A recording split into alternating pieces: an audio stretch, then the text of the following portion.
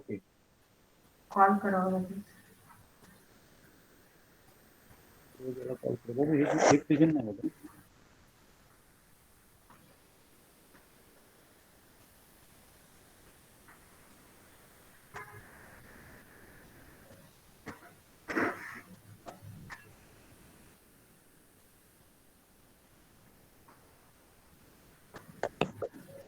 Okay, Bhanage जरा camera on करायला सांग ना. भणगे पूर्वजाला.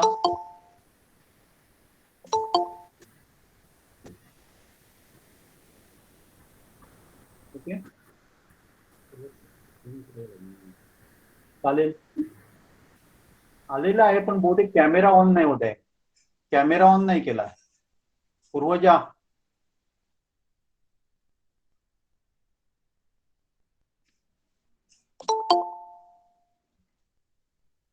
ओके, परत एकदा मी त्यांचा हा आपल्या समोर आहे तो साहिल आहे. साहिलचं थोडक्यात मी तुम्हाला माहिती करून देतोय. बहुतेक जण दोडामार्ग तालुक्यातले त्याला ओळखत असेल की दोडामार्ग तालुक्यातलं एक वायंगांटर गाव, मूळ गाव त्याचं घोडके वायंगांटर म्हटलं जातं. पण मला वाटतं त्याचं मूळ गाव बहुतेक घोडके आहे. वायंगांटरला जातं. वायंगांटर एक त्यांची वाडी आहे आणि वैशिष्ट्य म्हणजे त्यांच्या घरामध्ये शैक्षणिक वातावरण सगळ्यात आहे. जवळजवळ बहुतेक जण त्यांच्या शिक्षक आहेत, काही इंजिनियर आहेत, वेगवेगळ्या क्षेत्रामध्ये ते कार्यरत आहेत.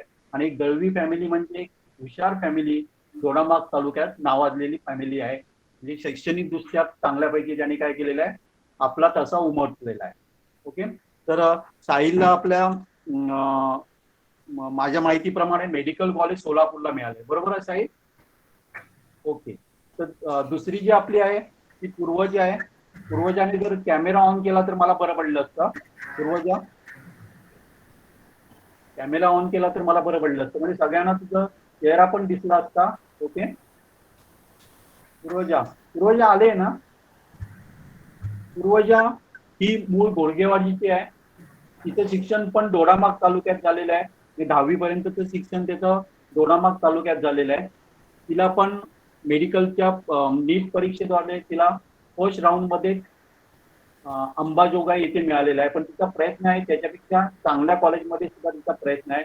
आणि मला खात्री आहे त्या दोघांना त्यांना जे इच्छित आहे त्या मेडिकल कॉलेजमध्ये नक्कीच त्यांना ऍडमिशन मिळेल अशी मला खात्री आहे. आणि आमच्या शुभेच्छा पण त्याच्यावर आहे. आता आम्ही बोलण्यापेक्षा मला वाटतं इथे जे जॉईन झालेले आहेत, सहभागी झालेले आहेत, मला वाटतं त्यांच्याकडनं जास्तीत जास्त तुम्हाला ऐकणं आवडेल. त्यामुळे आपण याच्यामध्ये जास्त न वेळ घालवता पुन्हा एकदा दोघांचं अभिनंदन करतो आणि आपल्या त्यांच्याशी संवादाला आपण काय करूया, सुरू करू. ओके, सर्वप्रथम साहिल तुझं खूप खूप अभिनंदन. थँक्यू. तुझं पण खूप अभिनंदन. खूप म्हणजे तुमचं यश हे नक्कीच प्रेरणादायी आहे. त्यामुळे ह्या यशाकडे जाण्याचा मार्ग तेवढा सोपा नाही आहे. त्यासाठी तुमचे दोघांचे कष्ट तेवढेच महत्वाचे आहेत. तुमच्या पालकांचे कष्ट, तुमच्या गुरुजनांचे कष्ट हे सगळेच महत्वाचे आहेत.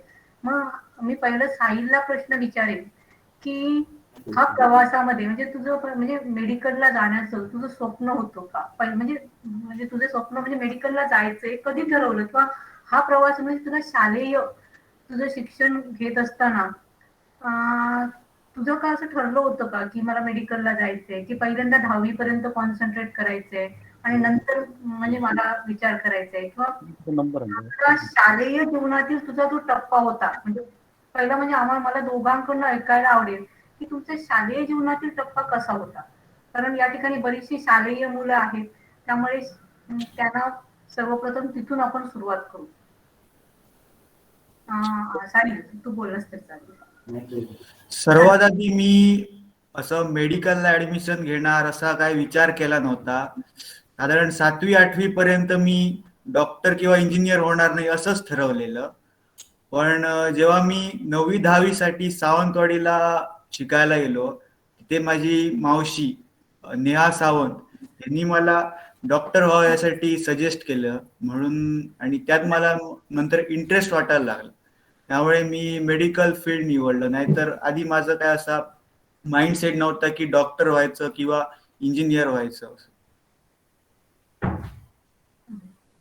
पण तुझ्या शालेय जीवनातील म्हणजे शालेय शिक्षणामध्ये तुझा कसा काय याचा वाटा होता ते जर तुझ्या शालेय यशाबद्दल तू सांगशील का थोडस? म्हणजे हा तुझं प्राथमिक शिक्षण, माध्यमिक शिक्षण आणि त्यामध्ये तुझं असलेलं करिअर की म्हणजे तुझं कसं तू डेव्हलप होत गेलास हे जरा सांगशील का? तुझं बालपण हे ऐकायला आवडेल आम्हाला. माझं 4थी पर्यंतचं शिक्षण प्राथमिक शाळा घोडगेवाडी येथे झालं.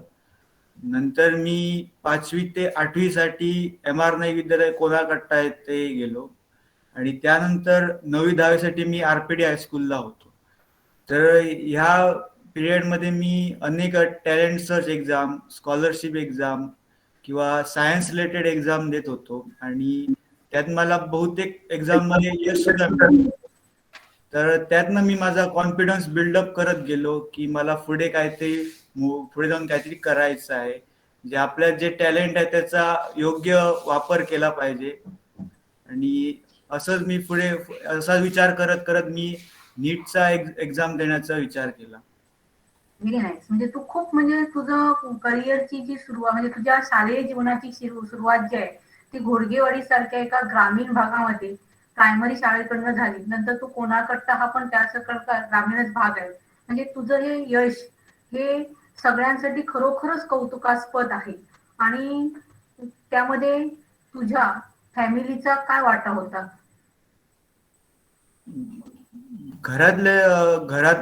आमच्या घरात नेहमी शैक्षणिक चांगलं वातावरण होतं. मग आमच्या घरात जवळजवळ सगळेच जण शिक्षक आहेत. आई वडील काका काकी. त्यामुळे घरात नेहमी शैक्षणिकच वातावरण राहिलं आणि लहानपणापासूनच मला पालकांनी व्यवस्थित शिस्त लावली. त्यामुळेच मी इथपर्यंत पोचलो.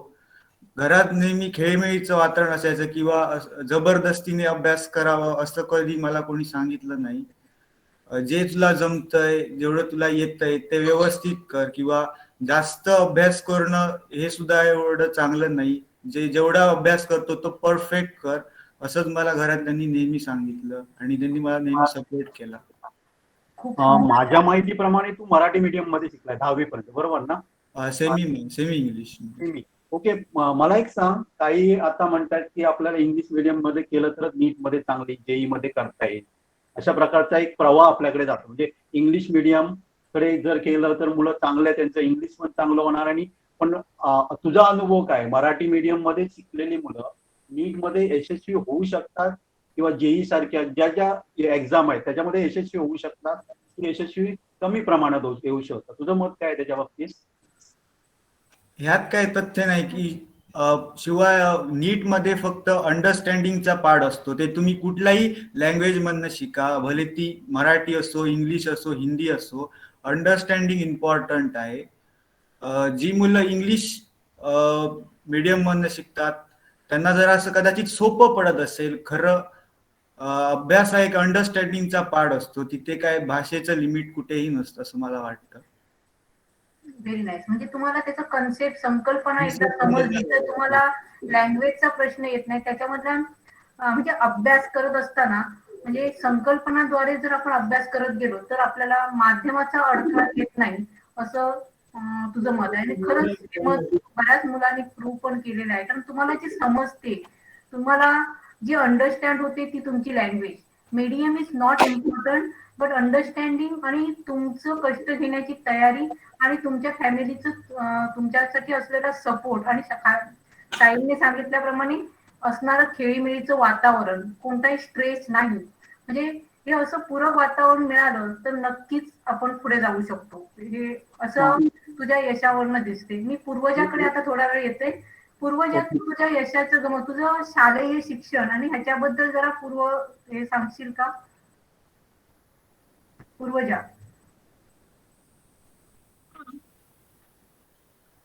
हा बोल. हा, आवाज येतोय, बोल. प्रश्न काय होता? हॅलो, आवाज तुझा आवाज येतोय, जरा ब्रेक होतोय आवाज, पण बोल. ते प्रश्न नाही काय? पूर्वजा, तुझं शालेय शिक्षण कशा पद्धतीने झालं? पहिलीपासून 10वी पर्यंतच त्याच्याबद्दल जरा तू सांगावंस असं आम्हाला वाटतं. फर्स्ट मी कविता सदन स्कूल होती आणि खर तर जे कॉम्पिटेटिव्ह एक्झामचं जे माझं जे हे केलं म्हणजे पहिल्यांदा गाईड केलं भूषण सरांनी, म्हणजे ते एक हे दिलं त्यांनी म्हणजे ती एक्सपिरियन्स एक्झाम्स बद्दल तिथून, आणि ते त्यामुळे जरासा फायदा झाला. आणि हा बोल बोल ध्रुव.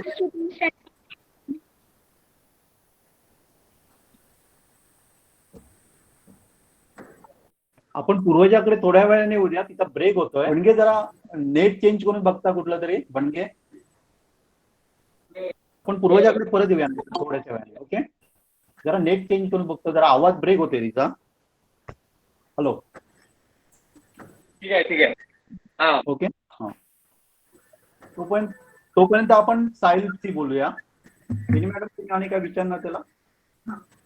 दुसरी मला एक विचारायचे साहिलला, की आता जर बघितलं तर एज्युकेशन हा बिझनेस झालेला आहे, मोठा बिझनेस झालेला आहे. ते काय होतंय की आम्ही बघतोय की आमच्या भागामध्ये असे कितीतरी विद्यार्थी असतात, पण त्यांच्याकडे पैसा नाही, त्यामुळे ते एज्युकेशन मध्ये पाठीमागे असतात. त्यांच्यामध्ये टॅलेंट आहे. मग आता जी समजा क्लास जॉईन न करता एखादा मुलगा इंटरनेटच्या माध्यमातून आवश्यक सोर्स आता बहुतेक अवेलेबल झालेले आहे. कित्येक कन्सेप्ट आपले मला वाटतं की ऑनलाईनच्या माध्यमातून होऊ शकतात आणि तिथे जास्त काय आपल्याला खर्च येत नाही आणि बऱ्यापैकी फॅकल्टीज हे नॅशनल लेवलचे फॅकल्टी आता आपल्याकडे अवेलेबल होत आहे. मग तुला काय वाटतं की एखादी परिस्थिती नसेल आणि त्याला चांगला कोर्स एखादा क्लास जॉईन करता नाही आला तरी तो त्याच्यामध्ये यशस्वी होऊ शकेल का? तुझं काय मत आहे त्याच्या बाबतीत? हो, नक्कीच होऊ शकेल. कारण अनेक साधन आहे की ज्यांच्या फक्त कोचिंग घेऊनच एखादी परीक्षा क्रॅक करता येते असं नाही. मी अशी अनेक मुलं बघितली की जी कुठलंही कोचिंग न करता सेल्फ स्टडीवर एक्झाम क्रॅक केलेली आहे. आपल्या भारत सरकारचं NTA अभ्यास नावाचं एक ऍप आहे. त्या ऍपवर अनेक नीट आणि जेई सारखे प्रश्नसंग्रह जिथे आपल्याला अवेलेबल होतात. शिवाय युट्यूबवर सुद्धा अनेक खूप चॅनल्स आहेत त्यावर आपण दोन मिनिट सर डिस्टर्बिंग आवाज येत आहे. 2 मिनिट. बनगे जरा तुझा माईक म्यूट कर. बनगे जरा माईक म्यूट कर. सर माईक जरा म्यूट कर बनगे. ओके. आणि सर साहिल दादाचा आवाजही जोरात येतोय, थोडा लाऊड येतोय. नाही येतोय, बरोबर आहे की रे, बरोबर येतोय. ओके, बोल साहिल, बोलतो.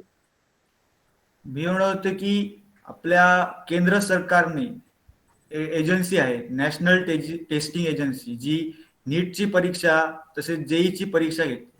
तर नॅशनल टेस्टिंग एजन्सीचं एक ऍप आहे NTA अभ्यास. या ऍपवर आपण एक्झाम देऊ शकतो. तिथे आपण क्वेश्चन पेपर सॉल्व्ह करू शकतो. टायमिंग लावून आपण क्वेश्चन पेपर सॉल्व्ह करू शकतो. तसेच तिथे ज्या मागच्या वर्षीच्या एक्झामचे क्वेश्चन सॉल्व्ह करू शकतो. तसंच युट्यूब, टेलिग्राम यांसारखी अनेक माध्यम आहेत की ज्याच्यात आपण वेगवेगळ्या प्रकारचे प्रश्नसंग्रह म्हणा, क्वेश्चन पेपर बघू शकतो. युट्यूब एक चांगला ऑप्शन आहे की ज्याच्या घरातली परिस्थिती चांगली नाही त्यांना युट्यूबच्या माध्यमातून चांगलं एज्युकेशन घेता येऊ शकेल असं मला वाटतं. फक्त कष्ट करण्याची, म्हणजे त्यांनी ते सेल्फ स्टडी करण्याची तयारी पाहिजे आणि ते समजून घेणं आणि नोट्स काढणं. कारण पूर्वजा तुझा माईक झालाय काय? पूर्वजा हॅलो. हा पूर्वजा, तू तुझ्या शालेय जीवनाबद्दल जरा थोडक्यात माहिती द्यावी अशी आमची अपेक्षा आहे. पूर्वजा. माझं first to 10th standard Karuna Sadan school मधून झालं होतं. पूर्वजा 2 मिनिट. आणि कॅमेरा जरा वर करते, तुझा चेहरा नाही दिसत आहे. कॅमेरा जरा वर करते. कॅमेरा तुझा ओके, आता दिसतंय. ओके.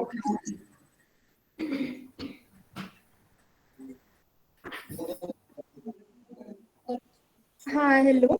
बोल आता बोल. बरोबर बोल बोल, येतोय आवाज. मग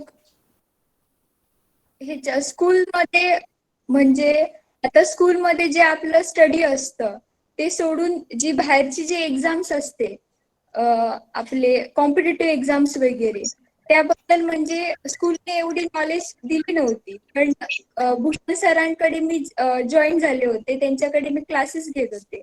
त्यांच्यामुळे मला जे कॉम्पिटेटिव्ह एक्झाम्स आहेत ते कसे असतात म्हणजे त्यामध्ये काय काय करावं लागतं म्हणजे त्याचे गायडन्स मिळाला आणि त्यामुळे मला म्हणजे तिथून मला नीट आणि जेईचं वगैरे असं काही असतं एक्झाम्स वगैरे असतात हे मला जरा आयडिया आली. म्हणजे आपण स्वतःही काही करू शकतो. म्हणजे त्याने पण हे झालं म्हणजे फक्त आपण ह्याच्यामध्ये इन्स्टिट्यूट्स मध्ये वगैरे शिकूनच आपण हे करू शकतो असं नाही. म्हणजे आपलं युट्यूब आहे, नाहीतर मग आणखी काय काय मीडियम्स आहेत त्यामध्ये पण आपण नॉलेज घेऊ शकतो. तू डॉक्टर म्हणजे MBBS हे केव्हा ठरवलं मला इथेच जायचं आहे असं केव्हा ठरवलं? म्हणजे शालेय जीवनातच तू ठरवलं आहे की 11वी-12वी नंतर तू डिसाईड केलं की मला इथे जायचं आहे? म्हणजे खरं तर मला रिसर्च सेक्शन मध्ये जायचं होतं, म्हणजे रिसर्च करायचा होता. पण नंतर मग मम्मी पप्पांचं हे होतं की म्हणजे मम्मीचं स्वप्न होतं की मी डॉक्टर बनावं. मग नंतर मग हळूहळू ते मी ज्यावेळी त्या ह्याच्यामध्ये फील्डमध्ये बघितलं त्यांचं काय काय म्हणजे त्यांचं त्या डॉक्टरांशी वगैरे बोलली तर मला मग तिथे आवड निर्माण झाली. म्हणजे आपण सर्व्हिस करतो आपल्या ह्याच्यासाठी देशासाठी, तिथून पण आपण सर्व्हिस करू शकतो. मग ते तिथून मग मला आवड झाली हे पण मला वाटतं की म्हणजे MBBS करून खरंच सुद्धा तू रिसर्च फील्ड मध्ये जाऊ शकते ना? MBBS करून सुद्धा तू रिसर्च फील्ड मध्ये जाऊ शकते. तुला जर आवड असेल तर त्याच्यामध्ये पण तू जाऊ शकते. त्या बाबतीत तू माहिती काढली का? माहित आहे का काय? येस. हा पूर्वजा, म्हणजे MBBS करून तुला रिसर्च कडे जाता येते किंवा आयसर ISC या ठिकाणी तू जाऊ शकतेस किंवा इतर कोणत्याही माध्यमातून PhDच्या लेवलमध्ये तू तुझं रिसर्चचं स्वप्न पुरे करू शकते. कारण म्हणजे माझा असा एक अनुभव आहे, माझा शूर मला नेहमी सांगतोय की असं काही नाही, मेडिकल्स इंजिनियर सगळी फील्ड खूप चांगले आहेत, तुम्हाला हे मिळालेलं यश खरंच चांगलं आहे. पण माझं असं मत आहे की चलो तुझं कडे येणं, तुला तुझं स्वप्न जे आहे रिसर्च कडे जाण्याचं हे तू MBBS करून पण तुझं ते स्वप्न पूर्ण करू शकतेस.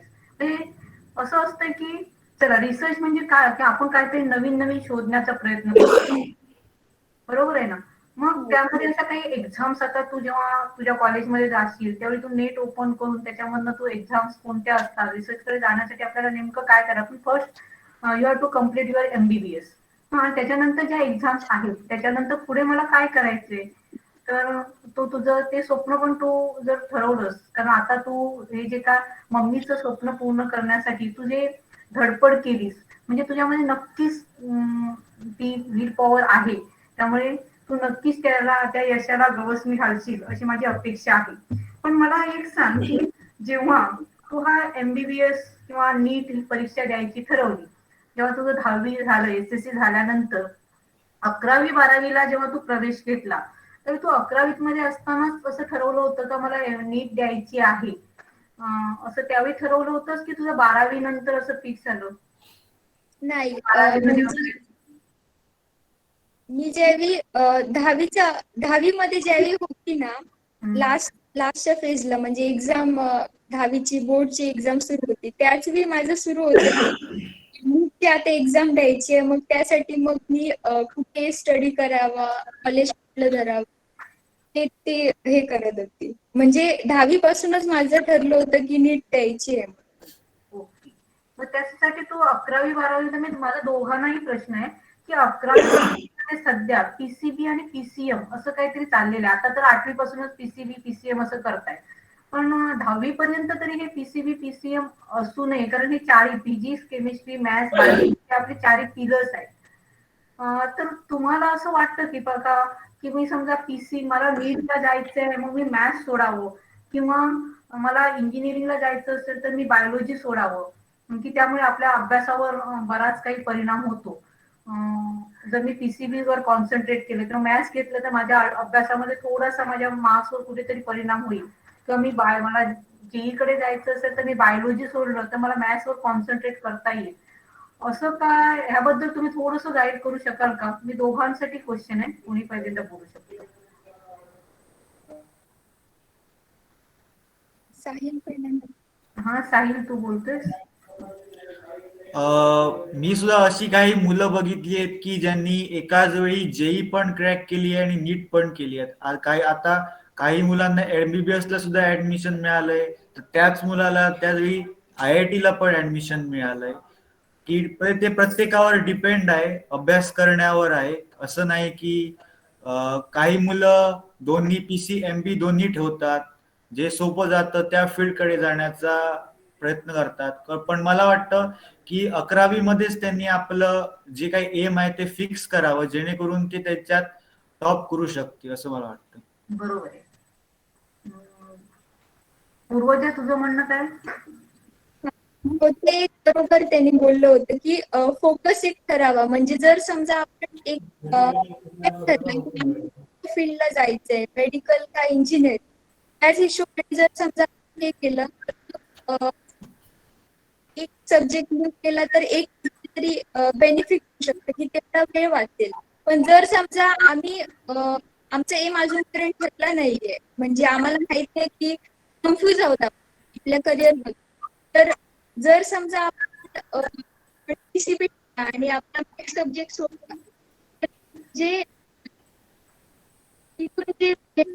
आपला जॉब आहे म्हणजे 50% आपण ऑपॉर्च्युनिटी घालून बसतो जेव्हा आपण एक सब्जेक्ट मूव करतो. मग जे म्हणजे ज्यांचं एम ठरलं नाहीये त्यांनी सगळं घेतलं तर त्यांच्यासाठी फायदेशीर ठरेल. आणि जे कोण फोकस्ड असेल ते जर त्याच प्रमाणे केलं तर त्यांना म्हणजे म्हणजे तुमचा 11वी मध्ये पहिल्यांदा फोकस असावा, तुमची आवड, कारण प्रत्येकामध्ये 11वी मध्ये मॅच्युरिटी आलेली असते. त्यामुळे तुमची आवड नेमकं काय आहे, मला कोणते जायचे, किंवा PCB किंवा PCM हा जो का आपण म्हणतोय प्रयत्न, म्हणजे 11वी मध्ये तरी मला वाटतं की सगळ्यांनी PCMB ठेवावं, कारण थोडंसं मॅथ्स हे तुमच्या फिजिक्स साठी उपयोगी असतं. बरोबर आहे ना? हा, बरोबर. हा, तर म्हणजे तेवढं, कारण मॅथ्स हे आपल्या लॉजिकली असं वाटतं ना, म्हणजे 12वी मध्ये आपण जेव्हा जातो त्यावेळी मग आपल्याला असं वाटतं की नाही बाबा, मॅथ्सला मी हे करून मी या ठिकाणी मला जस्टिफाय नाही करू शकत आहे, मला इथं कॉन्सन्ट्रेट नाही करता येत आहे. मग असं 12वीला जर तुम्ही मॅथ्स सोडलं तर तुमचा त्याला नक्कीच 11वीच्या मॅथ्सचा फायदा तुम्हाला बायोलॉजीसाठी किंवा हो. फिजिक्ससाठी, केमिस्ट्रीसाठी होतोय. नक्की. माझ्या माहितीप्रमाणे जेव्हा तुम्ही पुढे हे करता डाटा अनालिसिस वगैरे, पुन्हा तुम्हाला MD ला वगैरे लागतं त्यावेळी नक्कीच ह्या विषयाचा प्रयत्न होतोय, म्हणजे उपयोग होतोय. दुसरं म्हणजे मला एक या ठिकाणी अजून एक प्रश्न असा विचारायचा आहे की आपण जेव्हा 12वी मध्ये तुम्ही आता MBBS करायचं ठरवलंच होतं, समजा इन केस समजा इथं तुम्हाला मेरिटवर ऍडमिशन नाही मिळाली असती तर तुमचा असा बी प्लॅन रेडी होता का? साहिल? मी 11वीतच ठरवलेलं होतं की काही करून MBBS ला ऍडमिशन मिळावं. जर मी त्याच्यात फेल झालो असेल तर मी पुन्हा एकदा अटेम्प्ट करून बघेन, तर मी परत नक्कीच रिपीट केलं असतं. Okay okay. पण तू काय सल्ला देशील, समजा काही कारणास्तव काही विद्यार्थी MBBS ला मिळू शकत नाही, त्यांच्यासाठी तू कुठलं दुसरं फील्ड सुचवशील? जे MBBS मिळू शकलं नाही समजा, तर कुठलं फील्ड मध्ये घ्यावं असं तू सुचवशील त्यांना? फक्त नीट मधनं फक्त MBBS हा सुद्धा एक MBBS हा चांगला कोर्स आहेच, पण त्याचबरोबर BDS सुद्धा हा एक चांगला कोर्स आहे. तिथे सुद्धा चांगलं इन्कम आपल्याला मिळतं. मेडिकल नाही मिळालं, समजा मेडिकलला ऍडमिशन नाही मिळालं, BAMS कुठलंही मग, तर त्याने काय करावं असं तू त्यांना सुचवशील? तसं त्यांनी जेई साठी ट्राय करावं, कारण जेई साठी 4 अटेम्प्ट असतात, CETचा सुद्धा एक अटेम्प्ट देता येतो. त्यामुळे त्या फील्डमध्ये जर इंजिनिअरिंग क्षेत्रात जर कोणाला जायचं असेल तर तिथे जास्त चान्सेस आहे, कारण नीटची एक्झाम फक्त एकदाच असते, इंजिनिअरिंग एंट्रन्सची संख्या जास्त आहे, त्यामुळे तिथे एखादा विद्यार्थी ट्राय करू शकतो असं मला वाटतं. दुसरा एक प्रश्न आहे दोघांसाठी पण. समजा शालेय जीवनात आपण परीक्षा देतो, स्कॉलरशिप म्हणा किंवा 10वी मध्ये तर NTSC बेस्ट परीक्षा आहे, मुलांना फर्स्ट टाइम मिळते की 10वी मध्ये नॅशनल लेवलचं आपल्याला काय करता येते, परीक्षा देते. आणि त्या परीक्षाबद्दल तू काय सांगशील, मुलांनी द्याव्या की काय म्हणतात, आणि तू ते दिलेली का, NTSC वगैरे असं माहित होतं का? हा, मी दिलेली. मी लहानपणापासूनच वेगवेगळ्या कॉम्पिटेटिव्ह एक्झाम्स देत होतो आणि खरं नक्कीच द्यावा, कारण त्याचा उपयोग पुढे आपल्याला 11वी-12वी करिअरसाठी होतो. प्रेशर हँडल करायची आपल्याला सवय होते. आपला स्टडी फोकस होतो. आणि मी 10वीला सुद्धा दिलेली NTSC ची एक्झाम, त्याचा मला नक्कीच फायदा झाला. आणि जी मुलं NTSC क्रॅक करतात त्यांना पुढे खूप स्कोप आहे, कारण तुम्ही कुठे नोकरीला वगैरे गेलात किंवा जॉबसाठी गेलात तर तिथे ज्या मुलांनी NTSC क्रॅक केलेली आहे त्यांना पहिला प्रेफरन्स असतो, असं मी ऐकून आहे. बरोबर आहे, बरोबर आहे. पूर्वजा काय म्हणले त्याच्या बाबतीत, पूर्वजाचं मत काय? म्हणजे मेडिकलला जर मिळालं नाही तर विद्यार्थ्यांनी कुठे जावं, समजा मेडिकलला आपल्याला मिळालं नाही तर कुठलं फील्ड त्यांना तू सुचवशील? कारण त्यांनी समजा मॅथ्स सोडलेला आहे, म्हणजे ते जेई देऊ शकत नाहीये, मग त्यांना तू कुठलं field देऊ शकते? माझ्या मते बी ग्रुप कडे जे काय फील्ड आहे हे मुलांनी सर्च करून त्यांचा बी प्लॅन पण रेडी ठेवावा. परंतु जर तुम्ही फोकसच केलेलं असेल नीट मध्ये, जसं साहिलने सांगितलं की मला मेडिकलला जायचं होतं आणि त्या दृष्टीने माझे प्रयत्न चालूच होते, त्यामुळे त्याचा एम आणि त्याचा फोकस हा होता आणि त्याच्यामध्ये ते कॉन्फिडन्स होते, येस मला ते मिळवायचंच आहे आणि त्या दृष्टीने त्याचा प्रयत्न होता. पण असं म्हणजे मला वाटतं 25% मुलांचं असं मत असू शकतं, पण काही वेळेला सेकंड अटेम्प्ट मध्ये पण काही समजा इन केस शक्य झालं नाही तर आपला बी प्लॅन काहीतरी रेडी असावा. कारण मी बी ग्रुप सिलेक्ट केलेला आहे, म्हणजे त्या दृष्टीने असे काही फील्ड तू सर्च करून ठेवले होतेस का? नाही, म्हणजे अं, माझं सेम साहिल सारखंच होतं.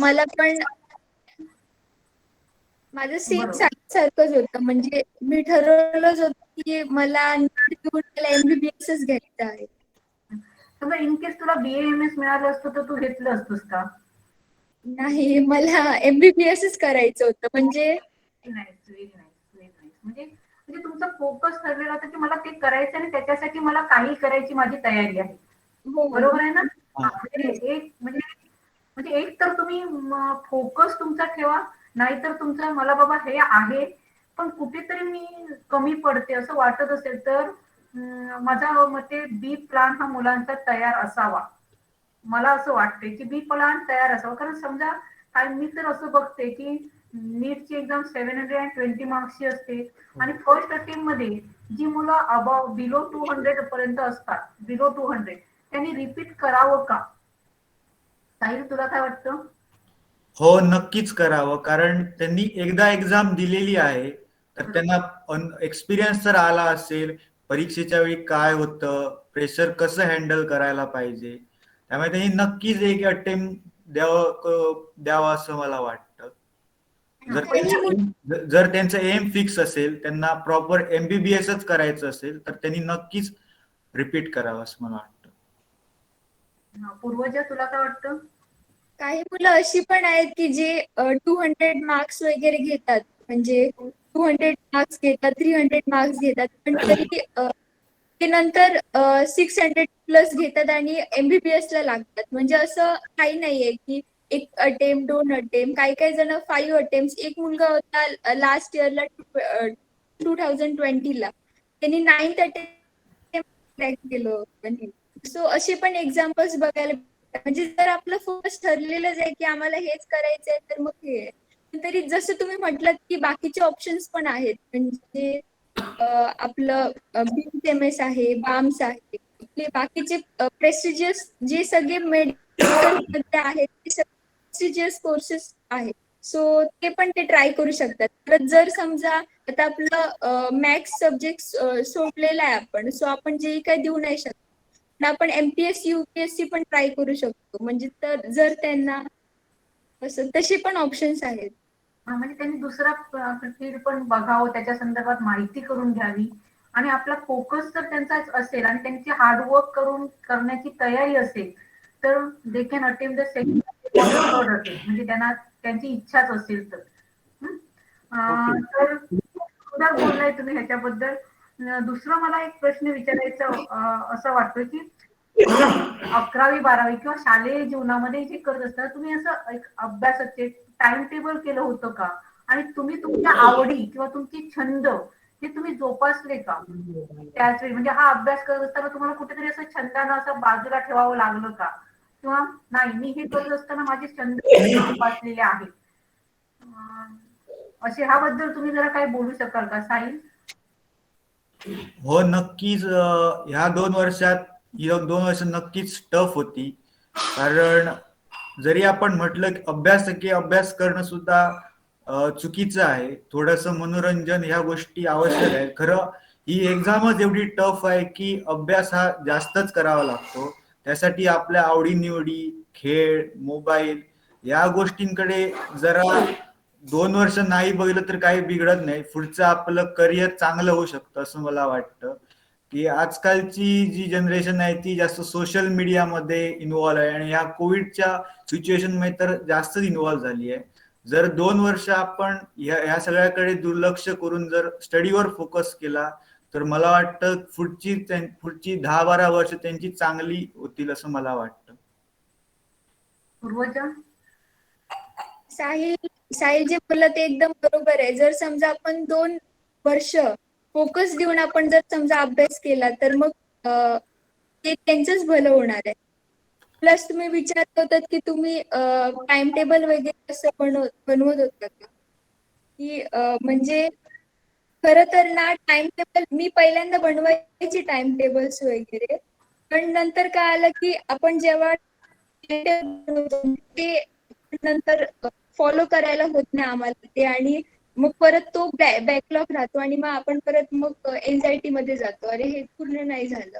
मग आपण काय करायचं की रात्रीचं नाही सकाळी आपले जे आम्हाला जे काही पुढे करायचं आहे नाहीतर आम्हाला पूर्ण दिवसभर करायचंय त्याची लिस्ट बनवून घ्यायची आणि ती लिस्ट आपण पूर्ण करायची. असं असं टू डू लिस्ट म्हणून आपण जर समजा हे केलं तर मग चांगलं. आणि जे साहिल बोलला की आम्हाला 2 वर्ष हे फोकस करायला जावं, मी पण सोशल मीडियामध्ये वगैरे इन्वॉल्ड पूर्ण केलं. मी ऑनलाईनच अभ्यास करायची इथे, पण तरी पण कन्सिस्टन्सी होती आणि बाकीचे कुठले हे वगैरे करायची नाही. पण तरी पण तुम्ही छंद म्हटला तर मला गाणी ऐकायची वगैरे सवय आहे, तर ते मी थोडं करायची, पण एवढं एक्सेसिव्ह पण नाही. म्हणजे त्याच्यामध्येच बसलो असं अर्थात वगैरे असं ते झालं तरी तेवढंच करायची. ओके, तर तुम्ही यंदा जे नीटला बसणार आहे त्यांना अशा काही वेबसाईट किंवा अशी काही पुस्तकं जेणेकरून त्यांना फायदा होईल अशी सुचवू शकाल का? म्हणजे एखाद्या वेबसाईट म्हणा किंवा पुस्तकं म्हणा जी तुम्हाला उपयोगी पडली, त्यांनी जर वापरली तर नक्कीच त्यांचा फायदा होऊ शकतो, अशी काही पुस्तके किंवा वेबसाईट तुम्ही मुलांना सांगू शकाल का? मुळात सर्वात पहिल्यांदा आपल्याला नीटची एक्झामचा सिलेबस काय हा सगळ्या मुलांनी जाणून घ्यायला हवा. कारण काही मुलं हा सिलेबस काय आहे, कशावर बेस आहे हे जाणून घेत नाही आणि एक्झामची स्टडी सुरुवात करतात आणि तिथे ती फेल होतात. सर्वात पहिलं म्हणजे की ही नीटचा सिलेबस हा सीबीएसई बोर्ड म्हणजे एनसीईआरटीची बुक्स असतात त्यांच्यावर बेस असतो. आणि येत्या 3-4 वर्षात असा ट्रेंड बघायला मिळालाय की फक्त आणि फक्त एनसीईआरटीच्या बुक्सवरच क्वेश्चन हे नीटच्या एक्झाम मध्ये बघायला मिळाले. जर तुम्ही 10 वर्ष मागे जाऊन बघितला तर एनसीईआरटीच्या बुक्सच्या बाहेरचे सुद्धा क्वेश्चन येत होते. मात्र या 4-5 वर्षांमध्ये जी नॅशनल टेस्टिंग एजन्सी आहे ती एनसीईआरटीला स्टिक धरून आहे.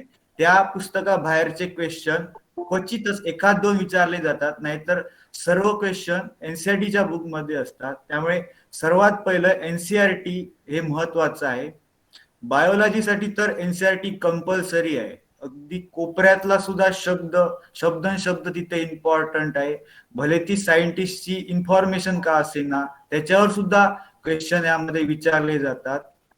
आणि हे एनसीईआरटीचं बुक हे चांगलं आहे, सिंपल लँग्वेज मध्ये आहे.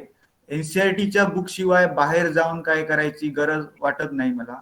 केमिस्ट्रीसाठी सुद्धा एनसीईआरटी फॉलो करायला काय हरकत नाही. जसं की ऑर्गॅनिक केमिस्ट्री असेल, फिजिकल केमिस्ट्री असेल तर याच्यासाठी तर एनसीईआरटी करायला जावं, बाहेर जास्त काय करण्याची गरज नाही.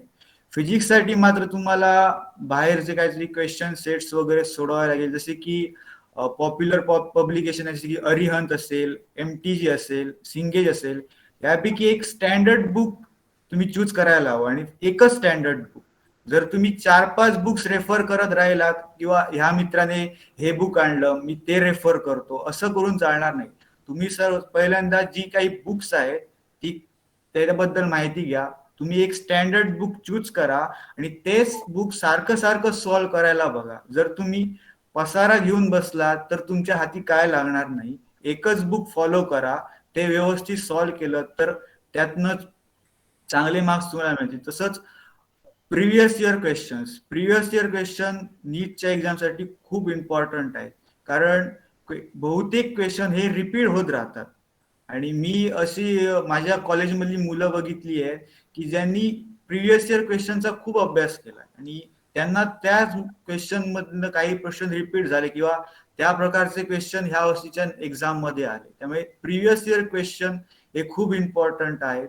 तसंच NTA अभ्यास नावाचं एक ऍप आपल्या केंद्र सरकारचं आहे, त्यावर सुद्धा खूप इन्फॉर्मेशन आहे, खूप क्वेश्चन्स आहेत, एकदम एक्सपर्ट्सनी काढलेले क्वेश्चन आहेत. ते जर मुलांनी सॉल्व्ह केले तर नक्कीच त्यांना फायदा होईल असं मला वाटतं. ऑनलाईन पेक्षा ऑफलाईन सुद्धा ऑफलाईन अभ्यास करणं केव्हाही चांगलं, तरी पण ऑनलाईन सुद्धा काही ऑप्शन्स आहेत, जसे की अनअकॅडमी असेल, यांसारखी युट्यूब चॅनल असतील. टेलिग्रामचा सुद्धा आपण चांगला वापर करू शकतो. खरं आमच्या एक याच्यामध्ये स्टँडर्ड चूज करून आपण ते सॉल्व्ह करायला पाहिजे मला वाटतं. साहिल, आम्ही एक फिजिक्स वाला म्हणून असं बघितलंय की त्याच्यामध्ये आम्ही बघितलं तर काय होते, सगळे IIT किंवा जे डॉक्टर वगैरे लोक आहेत टीचिंग करायला असतं आणि त्यांचं बघितलं काय असतं, त्यांची फी आहे ती एकदम कमी बघितली, 5,000 मध्ये ते वार्षिक येतात. त्याचा फायदा मुलांना, कारण ग्रामीण भागामध्ये काय असतं की 5,000 वगैरे मुलांना हे वाटतात, मग त्याचा फायदा मुलांना भेटेल का? तू केव्हा फिजिक्स वाला वगैरे असं केव्हा व्हिजिट केलं बघितलंय का? तुझं काय मत आहे? मी त्यांची काही 1-2 लेक्चर्स बघितली आहेत आणि मला ती चांगली पण वाटली आहे. जर कोणाला पैशांची अडचण वगैरे असेल तर त्याने नक्कीच ते फॉलो करावं. खरं तसं ऑनलाईन अभ्यास करताना फक्त अभ्यासच करायला पाहिजे. अभ्यासाव्यतिरिक्त बाकी सोशल मीडिया यामध्ये जास्त वेळ घालवता कामा नाही. फक्त अभ्यास एके अभ्यास ऑनलाईन स्टडीच्या वेळी करायला पाहिजे. बाकी सोशल मीडिया वगैरे या गोष्टी टाळायला पाहिजेत. ओके, पूर्वजा काय म्हणते या बाबतीत, काय मत आहे पूर्वजाचं? माझं पण सेमच मत आहे. म्हणजे सायली जसं म्हटलं की NCERT वरती फुल फोकस असला पाहिजे. बायोलॉजीच नाही, केमिस्ट्री जे आहे इनऑर्गॅनिक आणि आपलं ऑर्गॅनिक, त्यामध्ये पण आपली NCERT कामी येते. म्हणजे इनऑर्गॅनिकचे जे सगळे क्वेश्चन्स आहेत ते NCERT वरती येतात. परत बायोलॉजी आणि फिजिक्स साठी आणि आपलं फिजिकल केमिस्ट्री वगैरे आहे त्यासाठी थोडस आम्हाला प्रॅक्टिस करावी लागते. त्यासाठी आम्हाला रेफरन्सेस दुसरे घ्यावे लागतील आहे. आणि ओके, दुसरा क्वेश्चन मी दोघांसाठी आहे. एक तर तुम्ही जे ते अचीव्ह केलेलं आहे, म्हणजे MBBS ला मला जायचं आहे. आता MBBS केल्यानंतर पुढचं काय, स्पेशलायझेशन कशामध्ये, असं काय अजून ठरवलंय, काय ठरवायचं आहे? अजून पुढचं तुम्ही ठरवलंय का? मला हे टार्गेट अजून काय करायचं आहे, अचीव्ह करायचं आहे, असं काय ठरवलंय का? MBBS ची 5 वर्ष पूर्ण झाल्यावर जर त्यामध्ये स्पेशलायझेशन करावे लागेल तर त्यासाठी परत नीटची परीक्षा द्यावी लागते, नीट PG द्यावी लागते, त्याचा सुद्धा अभ्यास करावा लागतो. पण तसं काय तू ठरवलंय का, मला इथे बाबा ह्याच्यामध्ये स्पेशलायझेशन करायचं? हो, मला नक्कीच आवडेल पुढे स्पेशलायझेशन करायला. पण 5 वर्षाचा अनुभव येईल.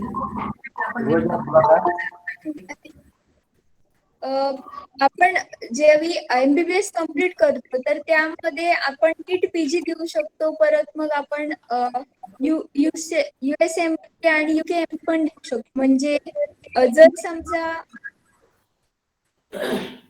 जर समजा मेडिसिन्स मध्ये आम्हाला स्पेशालिटी मिळवायची असेल तर मग नीट PG असते. आणि जर सर्जरीसाठी वगैरे जर ते ऍडव्हान्स इक्विपमेंट वगैरे वापरण्याचे हे असतात तर ते अमेरिका आणि त्याच्यासाठी हे असतं तिथे पण आपण घेऊ शकतो. पण मी अजूनपर्यंत असं काही ठरवलं नाही की मधलं तिकडमधलं कोणतं द्यायचं आहे ते. फक्त इन्फॉर्मेशन हे करून ठेवलेली आहे, गॅदर करून ठेवलेली आहे. पण 5 इयर्सच्या कोर्समध्ये ठरवणार की नेमकं कुठे जायचंय. बरोबर. साहिल, तुला क्वेश्चन आहे, तू म्हणजे नीटचा अभ्यास करत असताना तुम्ही एम्स बद्दल काही ऐकलं होतं का? एम्स एक्झाम बद्दल? हा. जसं की इंजिनिअरिंग मध्ये IIT NIT आहे, तसंच मेडिकल मध्ये एम्स ही इन्स्टिट्यूट्स आहेत.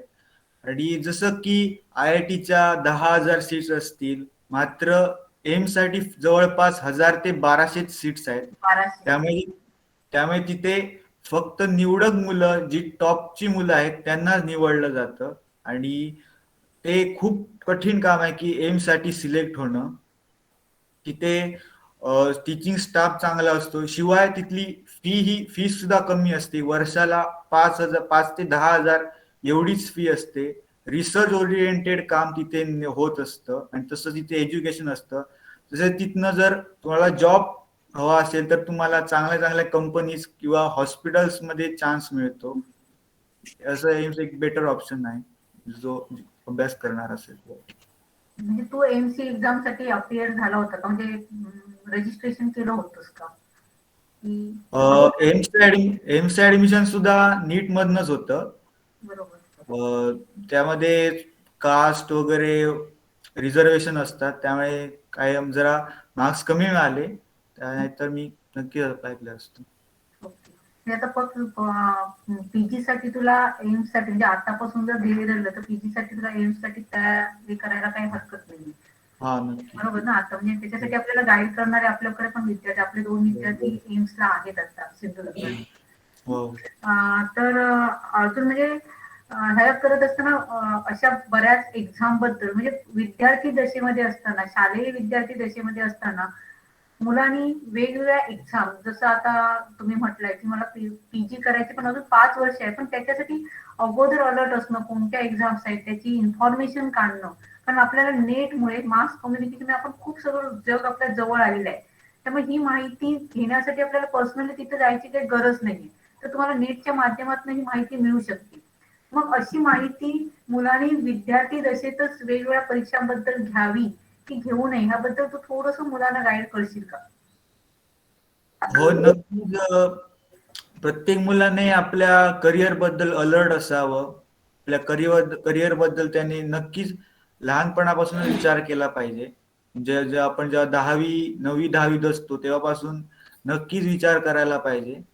कारण 11वी 12वी हाच एक फेज असतो जिथे आपलं करिअरची दिशा ठरते. आणि हा जो पिरियड आहे, हा पिरियड ज्याचा चांगला जातो तोच पुढे करिअर मध्ये बहुतांश सक्सेस होतो असं मला वाटतं. त्यामुळे मुलांनी जे काही वेगवेगळे करिअर ऑप्शन आहेत, आपल्या आवडीनिवडीनुसार, आपल्या कुवतीनुसार सर्च करायला पाहिजे असं मला वाटतं.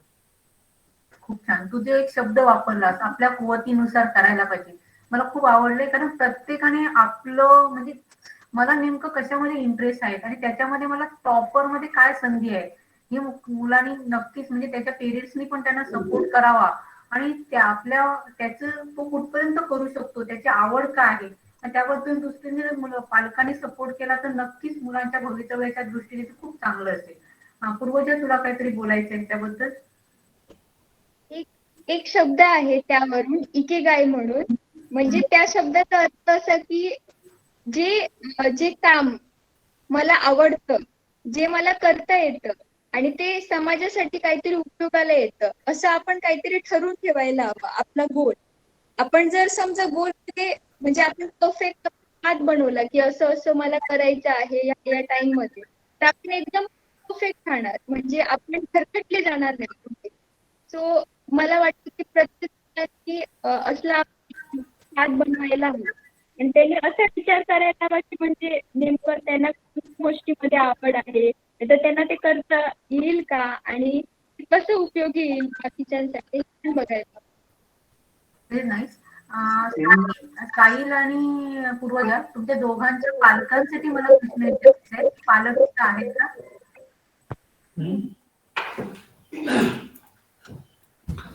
पूर्वजा, आई कुठे आहे? हा, तुम्हाला त्यांच्या बद्दल म्हणजे त्यांनी जे काही मिळवलेलं यश, मला वाटतं पूर्वजात तर घोडगेवाडीसारख्या गावातून पहिल्यांदाच MBBS घेतली आहे. म्हणजे खूप एक वेगळी आनंदाचं याचं आहे. म्हणजे आम्हाला एक असं खूप खूप आनंद झालेला आहे. म्हणजे तुम्ही हा आनंद बद्दल तुम्ही तुमच्या मुलांच्या कष्टाबद्दल थोडंसं पालक आणि मुलांना थोडंसं बोलाल का गजानन? हा, निश्चितच. शून्यात न म्हणताच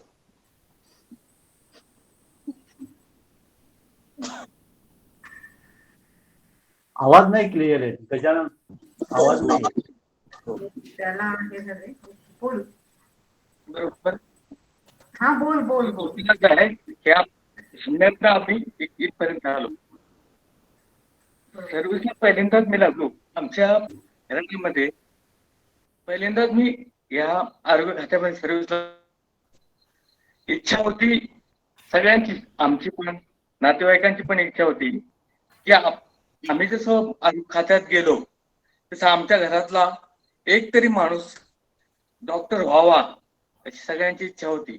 आणि त्या आमच्या या मुलीने आज पूर्णत्वाला दिले आणि त्याचा आम्हाला खूप आनंद आहे. आमच्या समस्त आप्तेष्ट सगळ्यांना, नातेवाईकांना आणि आमच्या गावच्या सर्व लोकांना हे आनंददायी झालेलं आहे.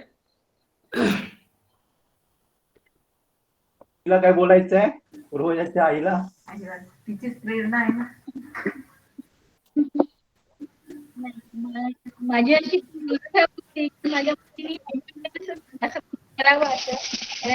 कारण जेव्हा मी हे वगैरे मी नर्स आहे हे तुम्हाला माहितच आहे, अधिपरिचारिका. तर प्रत्येक गोष्टीला आम्हाला सगळी माहिती असून सुद्धा जेव्हा सगळ्या डिसीजची आम्हाला सगळी माहिती असते, जेव्हा जेव्हा आम्हाला डॉक्टरांची ऑर्डर घ्यायला प्रत्येक गोष्टीसाठी एक कारण कित्येक गोष्टीसाठी ऑर्डर काही आम्हाला किती डॉक्टरांचे शब्द काहीच करू शकत नाही ही मनात एक खंत होती. त्याच्यामुळे मला ह्या क्षेत्रामध्ये खूप जा ते एक मला सांगायचं होतं, म्हणजे मम्मीने काय ठरवलेलं असं, म्हणजे काही डॉक्टर्स होते ते असे चुकीच्या पद्धतीने वगैरे हे करायचे. मग ते मम्मीने मला सांगितलं की तू अशी डॉक्टर बनू नको, तू असं बन. म्हणजे मम्मीने ते बघितलं की तू असं त्यांनी जे डॉक्टरनी केलं ते तू करू नको, म्हणजे असं मम्मीने शिकवलंय. त्यामुळे मम्मीने त्या फील्डमध्ये मला आणखी एक मी सांगतो, माझ्या सर्व्हिस मध्ये मी काम करत असताना मी बघितले वरच्या पट्ट्यातले जास्त करून डॉक्टर इकडे दिसायला लागले आपल्या सिंधुदुर्ग जिल्ह्यामध्ये. गॅजेटेड ऑफिसर जे आहेत आपले सगळे ते बघितले तर हे लांब लांबचे वरच्या पट्ट्या भागातील, मग आमच्या भागातील का होऊ शकत नाही डॉक्टर, तर हे सुद्धा त्याच्यामध्ये दिसून आले. तसंच आमच्या ज्या प्राथमिक आरोग्य केंद्र आहे तर त्या ठिकाणी बघितले तर डॉक्टर MBBS नाही कमी पडायला लागले.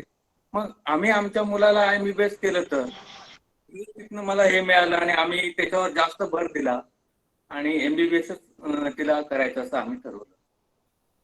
तुम्ही खरोखर आई वडील सुद्धा पूर्वजा एवढेच अभिनंदन करण्यात पात्र आहात. यश मिळू शकते. त्यामुळे तुमचं पण खरोखर याला साहिलच्या आई वडिलांना काय बोलायचं आहे? साहिल, आम्हाला खूप आनंद आहे सध्या. आमच्या घरामध्ये सगळे शिक्षक मंडळी जास्त शिक्षक, दोघे भाऊ आम्ही शिक्षक, त्यांच्या पत्नी सुद्धा सगळ्या शिक्षिका आहेत. लहान भाऊ इंजिनियर आहे, त्याची बायको सुद्धा इंजिनियर आहे. आणि आमच्या घरात कोणी मेडिकल क्षेत्रामध्ये कोणी नव्हतं आणि साहिल आज आमच्या मेडिकल क्षेत्रामध्ये गेला, आम्हाला त्याचा आनंद आहे. आमच्या मनात सुद्धा असं नव्हतं की साहिल मेडिकल क्षेत्रामध्ये जाईल असं सुरुवातीला. आमचं असं होतं की इंजिनियर साईडला जावं, पण तो 10वीत गेल्यापासून एक मनामध्ये त्याने असं पक्क ठरवलेलं होतं की मी मेडिकल साईडला जाईल. त्याचे मामा मामी पण या कांबळेवीर वेंगुर्लेला असतात, ते या मेडिकल क्षेत्रामध्ये आहे, डॉक्टर आहेत. आणि त्यांच्याच प्रेरणेतनं आता तो या नीटची परीक्षा दिली आणि त्याने सक्सेस मिळवलेला आहे. आम्हाला खूप आनंद आहे त्याचा. आणि लहानपणापासूनच स्पर्धा परीक्षामध्ये नेहमी प्रथम असल्यामुळे, क्रमांकामध्ये असल्यामुळे त्याला हे यश आजपर्यंत मिळालेलं आहे. माझं असं स्पष्ट मी शिक्षक आहे की मुलांच्या जीवनामध्ये जर भविष्यामध्ये जर चांगलं घडायचं असेल त्याचं प्राथमिक शिक्षण हे चांगल्या पद्धतीने झालं पाहिजे. मग त्याला माध्यमाची कुठली आवश्यक वेगळं मराठी माध्यम कमी दर्जाचं, इंग्रजी माध्यम कमी दर्जाचं असं काही नसतं. कुठल्या माध्यमातून मुलं पुढे येऊ शकतात.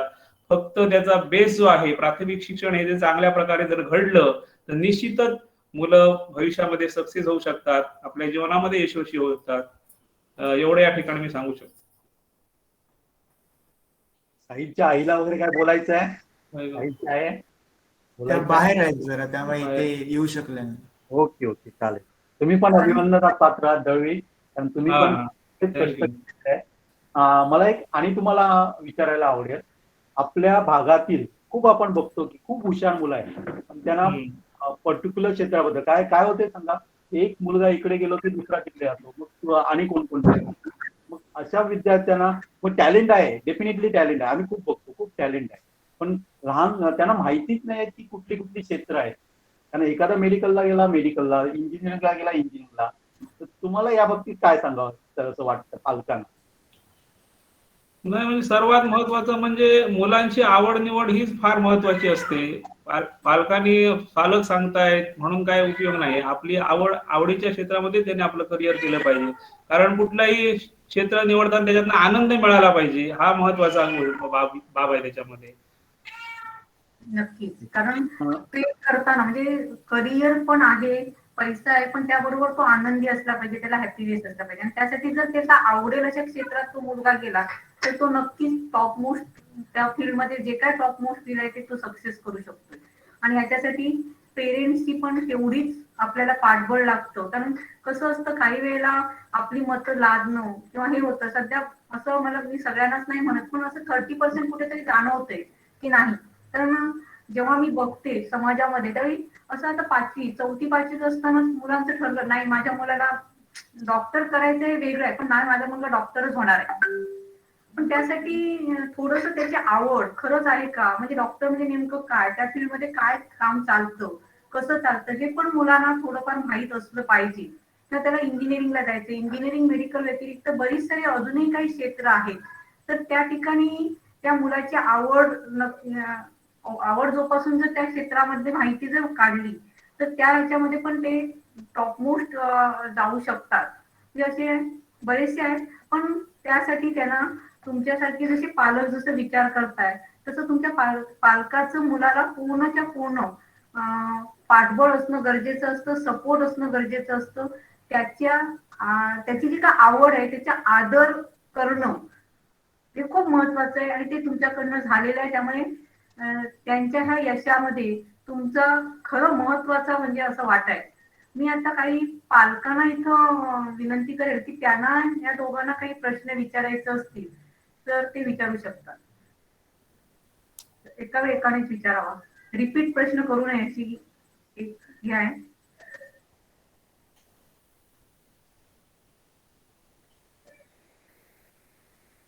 Yes, anybody want to ask the question? पालकामध्ये कोणाला क्वेश्चन विचारायचे का? खरंच आज म्हणजे साहिल आणि पूर्वजा तुमचं सगळ्यांनाच कौतुक आहे. कारण मी इथं बघते की मगासपासून 77 इथं मला अटेंडन्स दिसते आणि अजून कमी नाही झालेला आहे हा अटेंडन्स. म्हणजे तुमच्या यशासाठी म्हणजे किती जणांना म्हणजे खरंच तुमचे विचार सगळ्यांना इतकं आवडलेलं आहे. तुमच्यापासून काहीतरी इन्स्पिरेशन ही मुलं नक्कीच घेणार आहे आणि तुम्ही दोघं जण ह्या इन्स्पिरेशन म्हणजे काय म्हणतात तसं आहात तुम्ही, त्याच्यासाठी पात्र. खूप सुंदर बोलताय तुम्ही. तर मी पालकांना आणि मुलांना इथं रिक्वेस्ट करते की तुमचे काही क्वेश्चन्स असतील तर तुम्ही नक्कीच विचारा त्यांना. हॅलो, मी सुमितची आई आहे. तर आता नीटचा एक्झाम तरी एकदमच डिफिकल्ट असतो, हा तरी पहिलाच मुलांनी गृहीतच धरलेला आहे. तर असा एक 2 माझ्या फ्रेंड सर्कलमध्ये अनुभव आला की त्यांनी इतका वर्षभर त्यांना 664 700 पर्यंत स्कोअर जातो, पण नेमका परीक्षेमध्ये 500 पर्यंत पण स्कोअर जात नाहीये. मग काय मला समजत नाही की म्हणजे पेपर टप असतो म्हणून पोरं घाबरतात की काय, म्हणजे काहीच समजला नाही मला का असा होतो प्रकार. कुठून बोलता तुम्ही? कुठून बोलता मॅडम? मी पनवेलला राहते. Okay okay. तिथे ना, हा राहुल आपलं सुमित तिथे. तुम्ही बोलणार कोण देणार answer? साहिल बोलणार? साहिल हा साहिल, तुला प्रश्न असं समजला? काय होतं म्हणजे पोरांना पेपर बघून काय घाबर होतात किंवा तो टफनेस बघूनच निम्मा कॉन्फिडन्स कमी होतो, नेमकं काय होतं, डिप्रेशन येतं की काय, असं म्हणजे काय टेन्शन असतं की काय, म्हणजे जे तुम्ही आता फेस केलेला आहात ना पेपर, त्यामुळे एक एक्सपिरियन्स विचारते की कसं म्हणजे मुलं राहिली पाहिजेत मेंटली. तिथं मेंटली पण फिट राहणं खूप परीक्षेच्या दृष्टिकोनातून त्या दिवशी जसं आपलं प्रेझेन्स ऑफ माइंड असेल ते पण एक खूप इम्पॉर्टंट आहे ना. तर तुम्हाला काय वाटतं की कसं राहिलं पाहिजे त्या दिवशी, पेपरच्या दिवशी? मुळात आधी ह्या एक्झामला जवळजवळ देशातनं 15 ते 16 लाख मुलं बसतात. हो आणि मुलांच्या डोक्यात आधीपासूनच असतं की काही करून आपल्याला मिळवायचंच आहे. हो जेव्हा आम्ही रांगेतनं क्लासरूम मध्ये एक्झाम हॉलमध्ये जात असतो तिथनच भीतीची सुरुवात होते. हो हा. जसं की काही मुलं असतात की ज्यांना 690 700 पर्यंत मिळत असतील, ती हो. एक्झाम 650 पर्यंत येतात. हा. कारण परीक्षेचा दिवस हा तुम्ही वर्षभर जी मेहनत केलेले दिवस आहेत त्यांच्यापेक्षा टोटली डिफरंट असतो, वेगळं ऍटमॉस्फिअर असतं. हा. त्यामुळे तो त्या दिवशी जो आपलं फोकस राहून पेपर सॉल्व्ह करेल किंवा मेंटली स्टेबल राहील त्यालाच नक्कीच चांगले मार्क मिळतील असं मला वाटतं. मेंटली स्टेबल म्हणजे आपण हेच विचारायचंय की आपल्याला जास्तीत जास्त आन्सर राईट एवढे सोडवायचंय, आपल्याला काय करायचंय हे नाही विचार करायचा त्यावेळी, बरोबर आहे ना? आता की बरोबर. आता 10ची एक्झाम असेल तिथे आता बहुतेक मुलं 100% मार्क्स पडायचे बघतात, पण हो. इथे नीटच्या एक्झामला 720 आउट ऑफ 720 मिळणं काय गरजेचं नाहीये. जर तुम्ही हा. 650 600 स्कोर तरी केला, केले तरी- हा. 580 स्कोर केला, 570 स्कोर केला तरी तुमची MBBS ची सीट ही हा, पक्की मिळते, होऊ मिळते. शकते. त्यामुळे हो आणि मिळते. जसं की पण कट ऑफ कसा लागतो त्याच्यावर आहे ना, 720 पासूनच पकडायचा ना, बरोबर आहे ना? मॅडम माझं एक हो. त्याच्याबद्दल बोलायचं आहे मला. मग मुलाने कट ऑफचा का विचार करावा हे मला अजूनही समजलेलं नाहीये. का? कारण प्रत्येक बरोबर. वेळेस कट ऑफ वेगळा असतो. मला एवढं टार्गेट मिळवायचं आहे आणि हा. ते माझं टार्गेट असणार आहे. मग कट ऑफ हा शब्द आधी पालकांनी डोक्यातनं काढून टाकावा. Okay sorry. माझं खूप रिक्वेस्ट आहे का कट ऑफ वर जर आपण जाणार असू ना तर तो मुलगा कधीच सक्सेस होणार नाही. हा हा ओके. म्हणजे मी तर असं सगळ्या पालकांना सांगेल की माझ्या अनुभवावरनं की तुम्ही प्रत्येक, मी आता बघते कुठच्याही एक्झाम असलं तर पहिल्यांदा क्वेश्चन येतो की त्या एक्झामचा गेल्या वर्षीचा कट ऑफ किती असेल, कट ऑफ काय होता. अरे पण लास्ट इयरला जी मुलं होती, लास्ट इयरला जी सिच्युएशन होती ती त्या वर्षी नसणार आहे ना. कट ऑफ माझा जो असेल, मी ठरवलेलं आहे मला एवढं टार्गेट अचीव्ह करायचं आहे. ओके. तेच टार्गेट तुम्ही ठेवा ना तुमच्या मुलाला. आणि मगाशी जो तुम्ही विचारलाय प्रश्न ते मी माझ्या वतीने थोडस प्रयत्न करते द्यायचा की मुलांची मनस्थिती, मेंटॅलिटी कशी असायला पाहिजे. साईंनी सांगितलेलंच होतं आपल्या उत्तरामध्ये की मुलांनी जर पहिल्यापासून त्यांनी लाईन टू लाईन टेक्स्ट बुकचा स्टडी केला आणि स्वतःचे नोट्स जर स्वतः काढायचा प्रयत्न केला तर रेडीमेड नोट्स म्हणजे तुम्ही कॉपी करायला प्रवृत्त करताय मुलाला.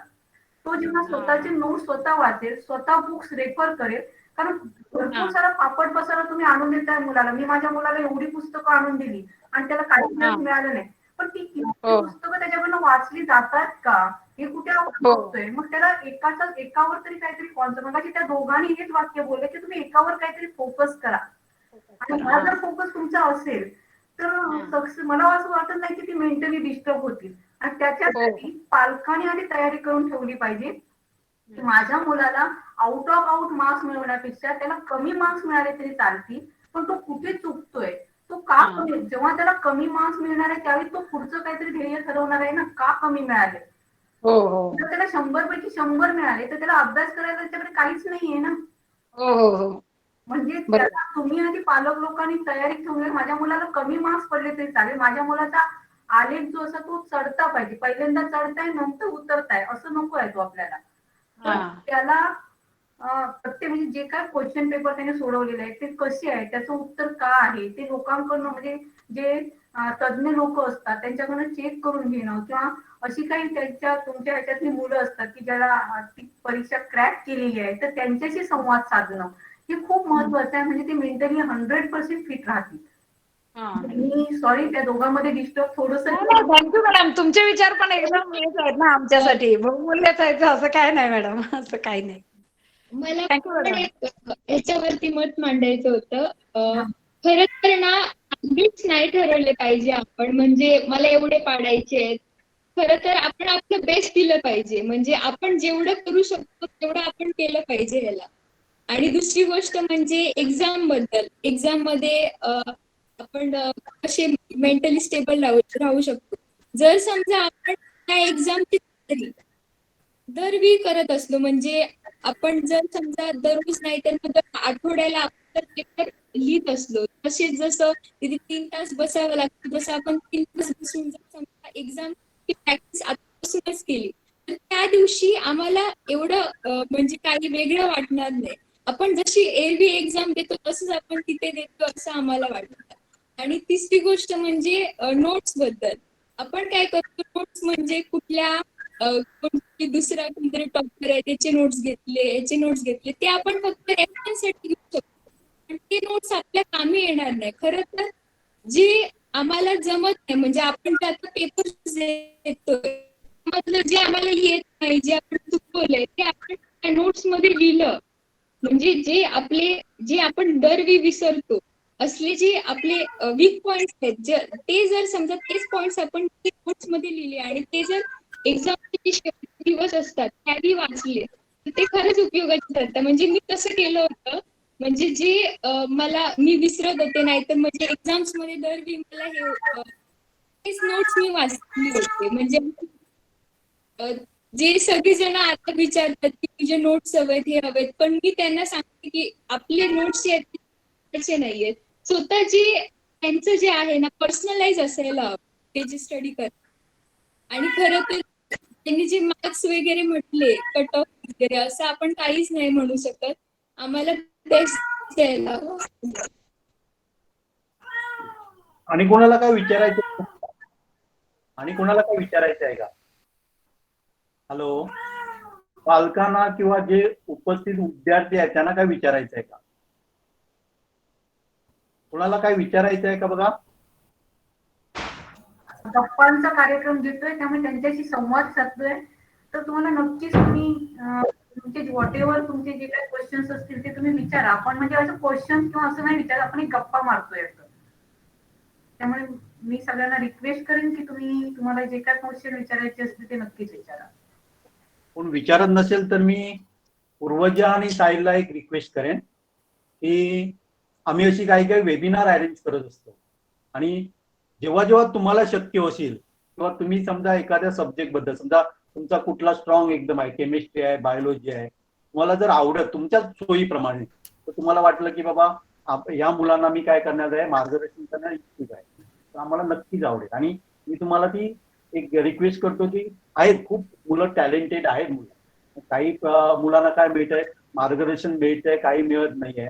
आमचा प्रयत्न आहे की जे टॅलेंट आहे त्यांना पण अशा प्रकारचं मार्गदर्शन द्यावं. त्याच्यासाठी आम्ही वेगवेगळे शास्त्रज्ञ, इव्हन आयसरचे म्हणा, बाथचे म्हणा, वेगवेगळे शास्त्रज्ञ अवेलेबल रविवारचे त्यांना क्लासेस कॉन्सेप्ट क्लिअर करत असतात. मग तशाच प्रकारचं एक मी तुमच्याकडून एक मला अपेक्षित आहे की वर्षातनं 1-2 लेक्चर तुम्हाला जर जेव्हा जेव्हा शक्य असेल तर, कारण आता तुम्ही जेव्हा MBBS अभ्यास करायला वळणार, मला माहिती आहे की तुमच्याकडे वेळ तसा कमी असणार, पण त्यातल्या त्यात वेळ काढून नक्कीच आम्हाला आवडेल तुमचं लेक्चर ऐकायला किंवा मार्गदर्शन मुलांना केलं कुठलाही सब्जेक्ट, म्हणजे 11वी-12वीत जो काय तुम्ही परफेक्टली मुलांना काय करू शकता, कन्सेप्ट क्लिअर करू शकता, ते तशा प्रकारचं एखादं वेबिनार तुमच्यातर्फे मला अपेक्षित आहे.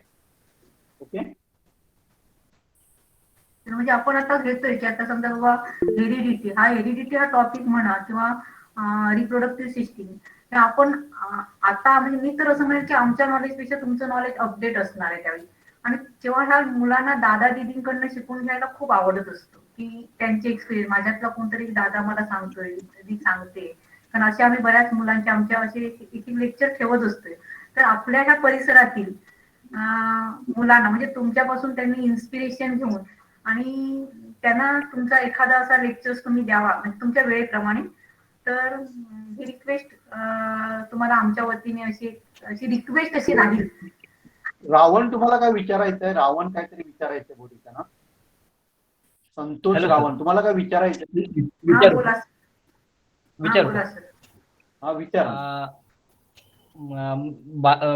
आता नीटला बायो हा साधारण मेन सब्जेक्ट राहतो आणि फिजिक्स केमिस्ट्रीला जी मॅथमॅटिकल प्रॉब्लेम आहेत त्याची तयारी कशी काय, म्हणजे मॅथ्स आपण घेतलेला नसतो, पण मग कशी काय तयारी करता तुम्ही? फिजिक्स केमिस्ट्रीसाठी बेसिक मॅथ्स गरजेचं आहे, कारण इंटिग्रेशन वगैरे या गोष्टी फिजिक्स केमिस्ट्रीमध्ये लागतात.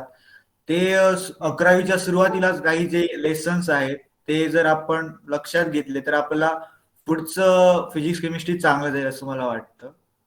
डीप मध्ये मॅथ्सची काही गरज नाही. बायो साईड पीसीबी साठी बेसिक मॅथ्स जर व्यवस्थित कळलं तरी खूप आहे. म्हणजे 11वीचं मॅथ्स जर तुम्ही परफेक्ट केलं तरी सफिशियंट आहे, बरोबर आहे ना? म्हणजे प्रॉब्लेम्स आहेत त्याच्यात. म्हणजे 11वी मध्ये मॅथ्स जसं की घेऊन daily- 12वी मध्ये असं काय केलं तर चालेल का? म्हणजे 11वीचं मॅथ्स बाबा मी ठेवणार आणि 12वीचं असं त्याच्याची गरज आहे का? नाही असं मला नाही वाटत.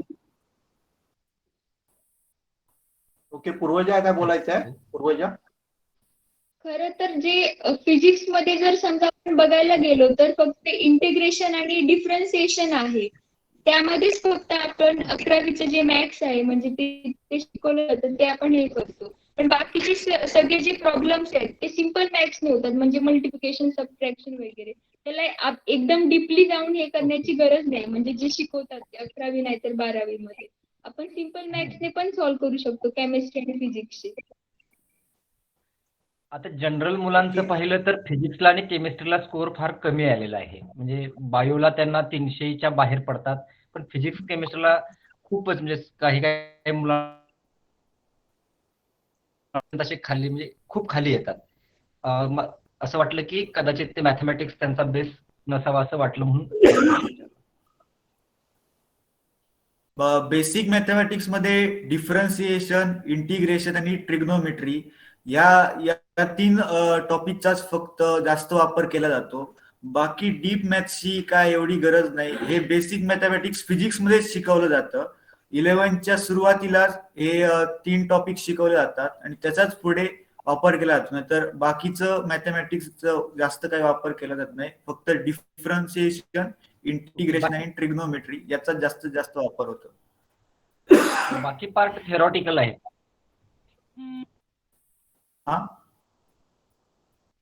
बाकीचा पार्ट जो आहे तो थेरॉटिकल आहे. हा, कन्सेप्च्युअल आहे. फिजिक्सची लेवल जर बघितली दोन्ही लेवल, म्हणजे मुलांच्या वयाच्या आणि मेंटॅलिटीच्या मनाने थोडस टफ वाटते की बराच टफनेस आहे त्या सब्जेक्टचा. नक्कीच केमिस्ट्री आणि बायोलॉजी पेक्षा फिजिक्स कठीणच असतं. पण जर तुम्ही नीट आणि जेईचं कंपॅरिझन करायला गेलात तर जेईचं फिजिक्स हे नीटच्या फिजिक्स पेक्षा नक्कीच टफ असतं आणि ते सुद्धा काही मुलं व्यवस्थित करतात. नीटचं फिजिक्स हे कोणीही व्यवस्थितपणे जर त्याच्या कन्सेप्ट क्लिअर असतील, जर त्याने क्लास व्यवस्थित अटेंड केले असतील तर त्याला नक्कीच जमू शकतं. आणि येत्या 4-5 वर्षात असा ट्रेंड आलाय की पेपरची लेवल ही सोपी होत गेली आहे.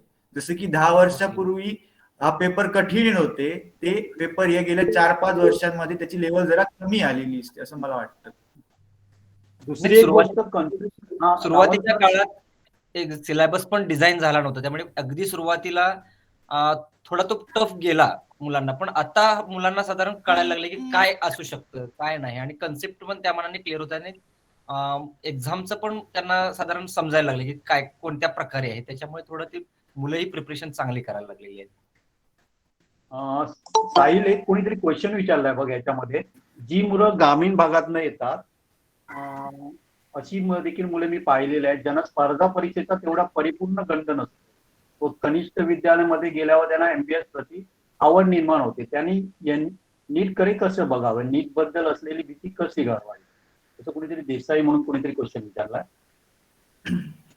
पहिलं म्हणजे आपल्या समाजात असा पूर्वग्रह आहे की फक्त डॉक्टरचीच मुलं डॉक्टर होतात किंवा एमबीबीएस हा मोठा कोर्स आहे, जवळजवळ 6 वर्षांचा हा कोर्स आहे, या कोर्सची फीज खूप आहे, असे अनेक प्रश्न आपल्या समाजात आहे. आणि चुकीचा माइंडसेट आहे की नीट ही एक्झाम ही क्रॅक होणारी एक्झाम आहे. मी माझ्या अनुभवातून सांगतोय की जर त्याने 11वी-12वीचा व्यवस्थित अभ्यास केला तर त्याला नक्कीच नीट ही क्रॅक होऊ शकते. की फक्त केवळ डॉक्टर्सचीच मुलं नीट क्रॅक करतात असा आपला पूर्वग्रह आहे. हे साफ चुकीचं आहे, कारण त्यांना माहित असतं की काय करायला पाहिजे. हे इम्पॉर्टंट असतं. अभ्यास तर सगळ्याच एक्झामना करायचा आहे, फक्त आपलं एम व्यवस्थित असायला पाहिजे. म्हणजे तुम्ही ग्रामीण भागातनं का आला असं. दुसरं एक गोष्ट मला सांगायला आवडेल, मगाशी रावण सरांनी म्हटलेलं की तुम्हाला जर कन्सेप्ट क्लिअर करायची असेल ना, तर अशी काही वेगवेगळ्या एक्झाम आहेत बघा. 6वीला डॉक्टर होमी बाबा एक्झाम आहे, 9वीला आहे.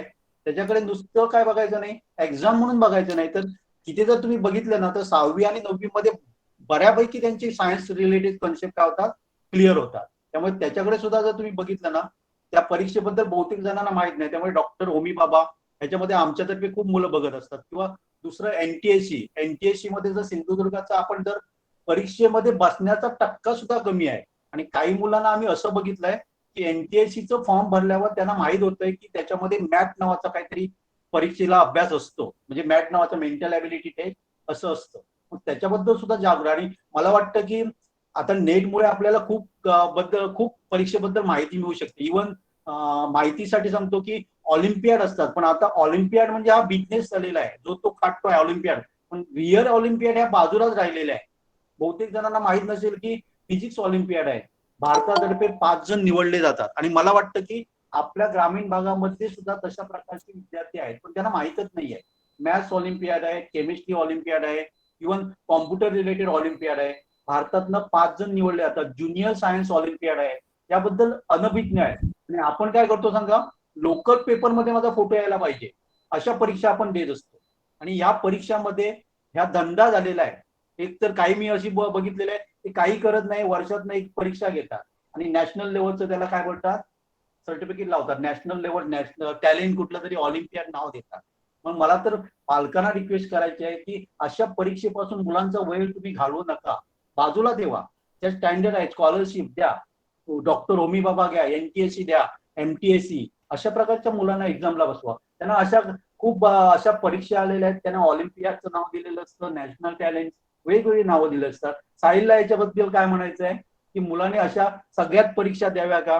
कारण त्यांनी काय केलेलं असतं, समजा सिंधुदुर्गातनं परीक्षेला मुलं बसतात, रत्नागिरीतनं बसतात, कोल्हापूरनं बसतात, आणि त्याच्या पुढे ते काय लिहितात, नॅशनल. आपण कुठला तरी एक नंदुरबारचा मुलगा बसतो, इकडचा बसतो, आणि तो त्याने धंदा केलेला आहे, पैसा कमवण्याचा धंदा झालेला आहे. मग अशा परीक्षेत बसवावं का? एक्झामला बसण्यापूर्वी त्या एक्झामची व्यवस्थित माहिती करून घ्यावी. त्या एक्झामचा काय स्टँडर्ड आहे हे सुद्धा पालकांनी आधी व्यवस्थित लक्षात करून घ्यावं. केवळ फक्त पहिलं येणं हे काय एम असू शकत नाही.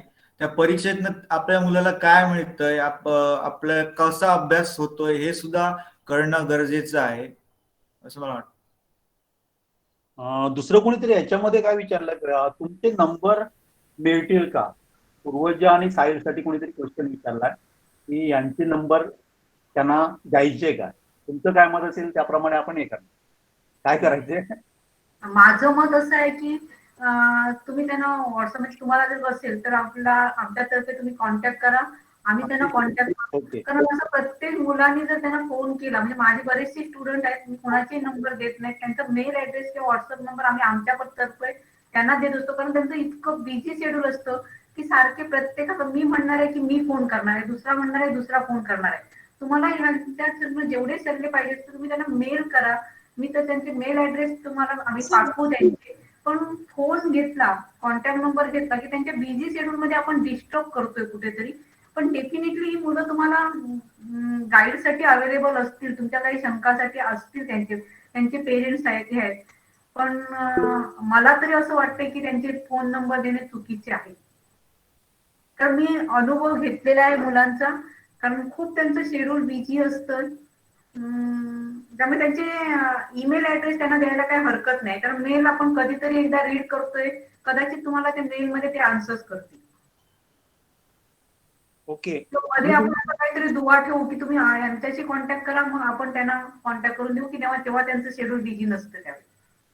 ओके. आणि कोणाला पालकांना विद्यार्थ्यांचं नसेल, विचारायचं क्वेश्चन नसेल, तर आपण काय करूया, आपला 9 टाइम होता, पण केव्हा 9 वाजले समजले पण नाही. खरोखर साहिलने आणि पूर्वजांना चांगली माहिती विद्यार्थ्यांना दिलेली आहे. आणि मला वाटतं यांच्यातर्फे प्रेरणा घेऊन, त्यांची जी प्रेरणा घेऊन बाकीचे दोडामार्ग तालुक्यातनंच असं मी विचार करत नाही, तर आपल्या ग्रामीण भागामध्ये टॅलेंट आहे, त्या मुलांनी काय यावं, पुढे यावं. किंवा MBBS मध्येच असं मी म्हणत नाहीये, तर अशा कित्येक संस्था आहेत, IIT म्हणा, आयसर म्हणा, IISc म्हणा, वेगवेगळ्या संस्था आहेत. आणि बहुतेक जणांना काय नसते, माहिती नसते. ती माहीत करून घ्या. आणि मला वाटतं पालकांना एक रिक्वेस्ट करा, या सगळ्या क्षेत्राबद्दल तुम्ही काय करा, मुलांना लहान वयातच माहिती द्या. त्यांना हे करू दे, त्यांना निवडू दे, आपल्याला कुठलं क्षेत्र एक उपयोगी पडतं ते निवडू दे. त्याच्यासाठी आम्ही युरेका एज्युकेशन तर्फे इव्हन 2 वर्ष बंद आहे आपलं, पण आम्ही ट्रिप पण काढत असतो. आयसर म्हणा, IIT म्हणा, अशा क्षेत्र भेटी देत असतो. मुलांना सहलीला घेऊन जावा, पण कुठे घेऊन जाणार, एखाद्या बीचवर जाण्यापेक्षा एखादी संस्था मुलांना दाखवा, त्याच्याबद्दल माहिती होऊ दे. कारण बहुतेक मुलांना मेडिकल आणि इंजिनिअरिंग व्यतिरिक्त अशी कित्येक फील्ड आहेत, माहीत पण नाहीये. आणि ती पण तेवढी बेस्ट आहे फील्ड, पण त्यांना त्याबद्दल माहिती नाही आहे. ती माहिती मिळावी आणि मुलांनी काय करावं, निवडावं. आपल्याला आवड असतं, कारण पैसा म्हणजे सर्वस्व नाहीये. ज्या ठिकाणी मला आनंद मिळतो, पैसा कमी मिळतो, ठीक आहे, पण आपली जी वृत्ती आहे की बाबा या ठिकाणी पगार खूप आहे, इथे पैसे खूप मिळतात, अशी भावना मुलामध्ये निर्माण करू नका. त्यांना आवडतं त्या ठिकाणी जाण्याचा प्रयत्न त्यांना द्या. आणि कोणाला क्वेश्चन विचारायचं नाही असं मी समजतो.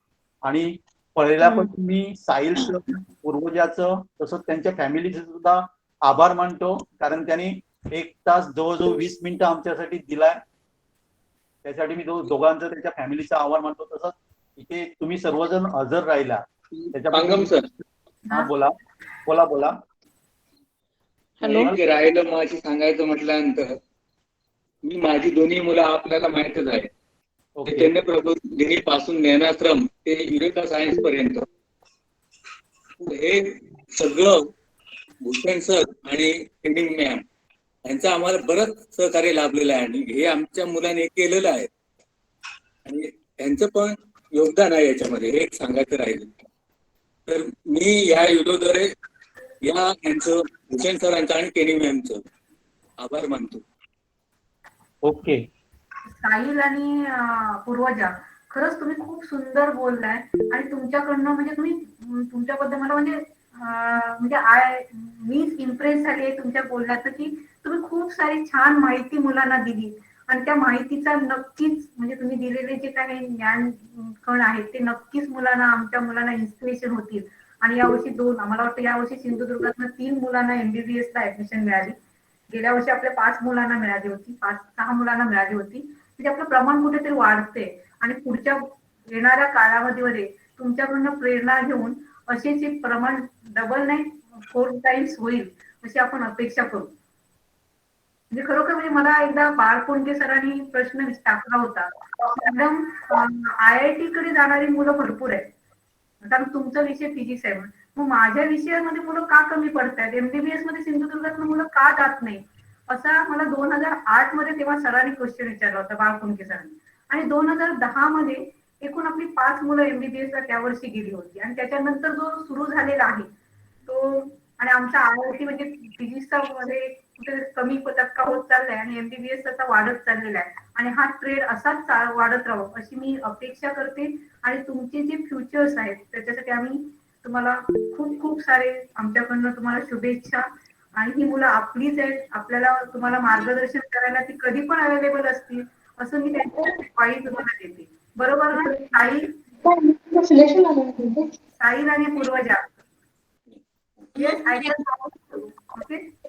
प्रॉमिस देते सगळ्यांना, म्हणजे तुम्ही बोल पूर्वजा. या व्हिडिओद्वारे मला शुभेच्छा दिल्याबद्दल आभारी आहे. आणि मी तुमच्या असं सगळे जे हे आहे अपेक्षा आहेत ते पूर्ण करेन. आणि जे म्हणजे युरिया सायन्स क्लब मध्ये मी होती, म्हणजे ह्याच्यामध्ये होती. परत मग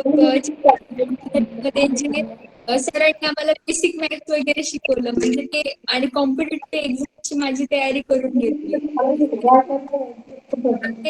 आपले कॉन्फिडन्स बूस्ट होण्यास झाली मला, तर त्याबद्दल मी खूप आभारी आहे. थँक्यू. थँक्यू साहिल. ओके, थांबूया ना. All the best. चला, थँक्यू. परत एकदा पूर्वविचार आणि भविष्यात यशस्वी व्हा. नुसतं दोडामार्ग तालुक्याचंच नाही तर तुमचं देशात नाव व्हावं, जगात नाव व्हावं, अशी आमची इच्छा आहे. तुम्हाला शुभेच्छा. ग्रामीण भागातील लोकांसाठी सेवा द्या. ओके, हो. आणि हा प्रोग्राम आपण इथेच संपवतो. थँक्यू.